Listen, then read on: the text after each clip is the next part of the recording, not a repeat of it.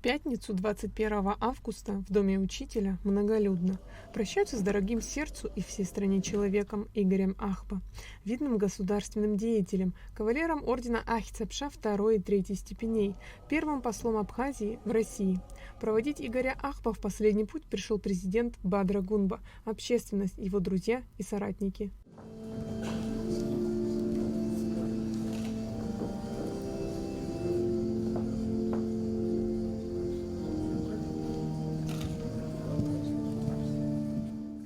Государственный и политический деятель Сергей Шамба был знаком с Игорем Ахба с юных лет. Они учились в одной школе, но гораздо больше их сблизила политическая деятельность. Игорь Ахба был умным, грамотным, веселым человеком, разбирался в музыке, искусстве, вспоминает Сергей Шамба. А когда решались важные общенациональные проблемы, Игорь Ахба был в гуще событий. Находясь в Москве, он общался со всеми представителями нашего общества в Москве.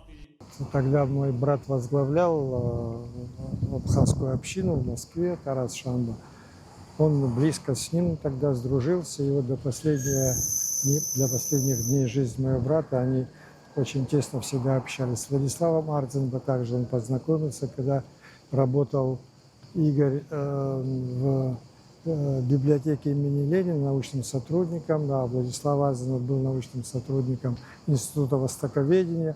Они там познакомились, тоже часто общались. И, конечно, Владислав Григорьевич не мог не разглядеть в нем способного молодого человека. Он был юристом, закончил МГУ, хорошо образованный, умный молодой человек. Конечно, приглянулся Владиславу Григорьевичу, именно поэтому он во многом дела, которые решались в Москве, рассчитывал на поддержку Игоря Ахба.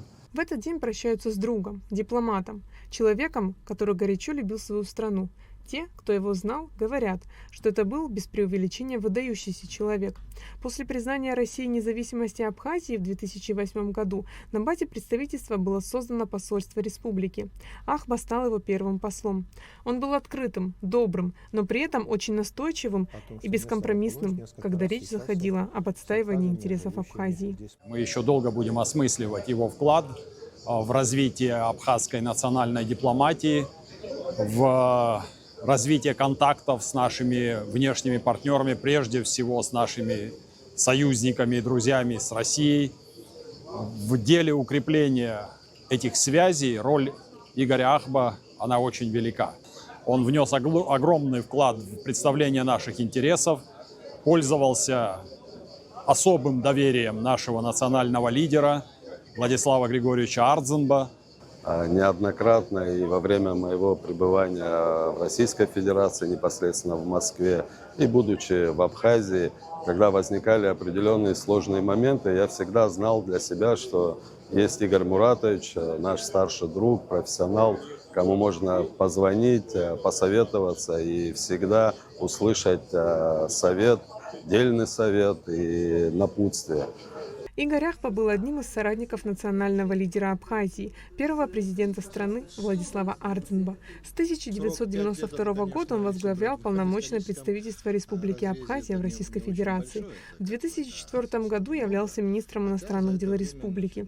В войну 1992-1993 годов создал и возглавил оперативный штаб по оказанию всесторонней помощи Абхазии.